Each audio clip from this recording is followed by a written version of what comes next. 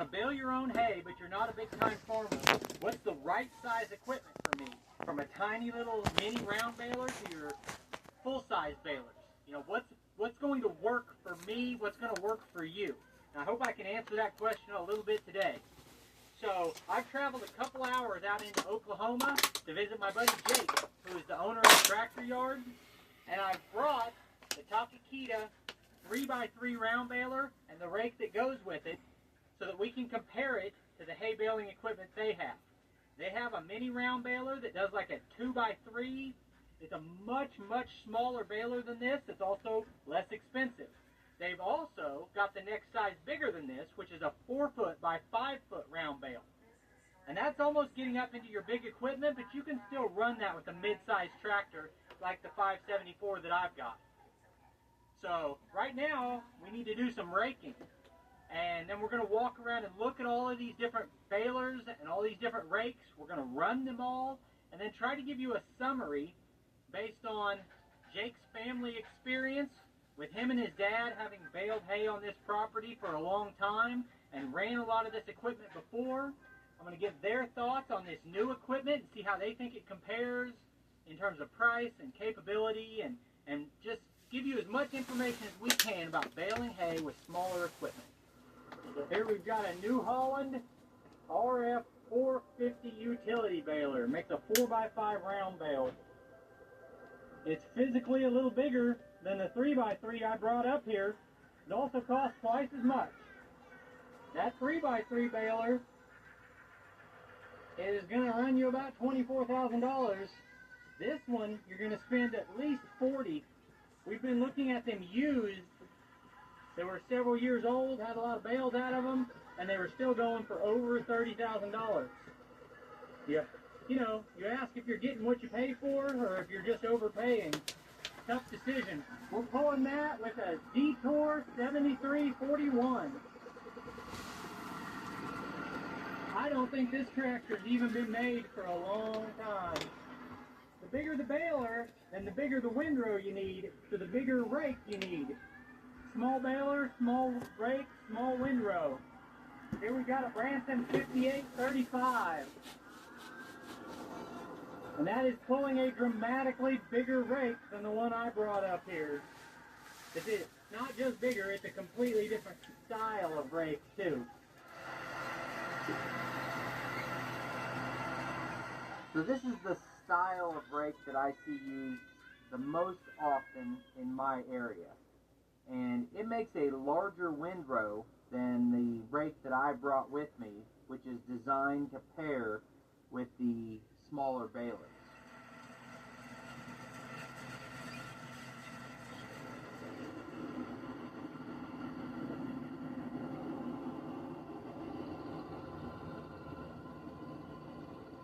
In my area, the most common hay equipment that I see in use is New Holland and John Deere. And probably New Holland even more than the John Deere. And I asked one local farmer why he uses New Holland so much. He said it's a lot cheaper than John Deere and it still makes bales. At the end of the day, you just want something that's reliable. But like I said a minute ago, to run this 4-foot by 5-foot round bale, you need a pretty good sized tractor. And it's a lot more expensive than the other options I'm getting ready to show you. So if you're looking at needing a $60,000 tractor and a $40,000 baler at minimum with new equipment, you're talking about $100,000 just to make hay bales. And if you don't have a very big property, it might be hard to justify that. Now obviously you don't have to buy new equipment, but I'm just comparing prices on new equipment right now.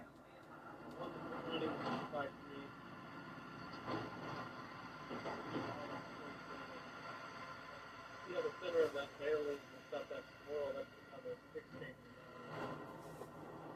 Hey, you almost looked like you knew what you were doing. I can tell you nice. Yeah. So as the owner of a dealership, Jake is trying to make a decision right now whether or not he wants to carry small hay baling equipment and offer that for sale to his customers.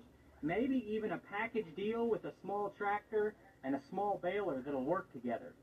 And he's trying to decide if he wants to do that, and if he does it, what size machine should he go with, and what manufacturer, all of that. So this is going to be helping him do some market research.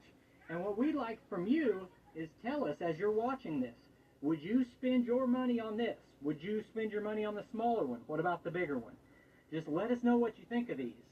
Now I have a full video walking around this specific baler, which is a Takakita 3x3. It actually makes a 35 by 35 inch bale. Here's your model number. The guy that imports these is Phil from Small Farm Innovations. He brought it down and he walked through all the details on this baler. So I'm not going to repeat every bit of it. If you want to see every detail about this baler, I'll put a link at the end where you can watch the video I did with Phil. The biggest thing we're focusing on today is size and style and type of balers. Now this one I think is really cool. It's got kind of a unique system that it uses a 2-point hitch that swivels in 2 directions. Makes for easy pickup and makes it follow the tractor really easy. It's got an electronic connection right here. You plug this into a control box, and this is how you control your baler, and that's wired up to the battery. It was really easy to set that up. It's just a quick connect plug and then a battery cable that runs down here and gives it power. And honestly, that system that's being used is basically exactly the same as what's being used by the bigger 4x5 baler that cost a lot more. Now here on the other tractor that we're using, we have the rake that came with this baler.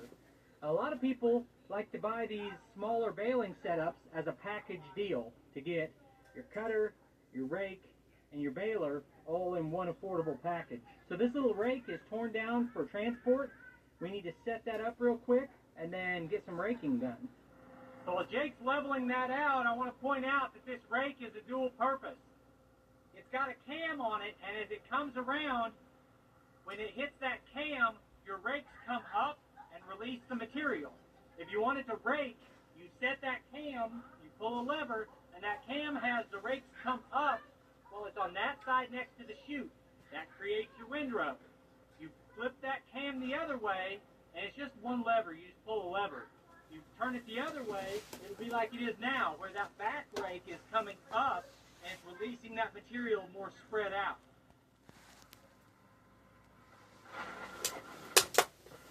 Don't wait to be chosen. Choose to be ready.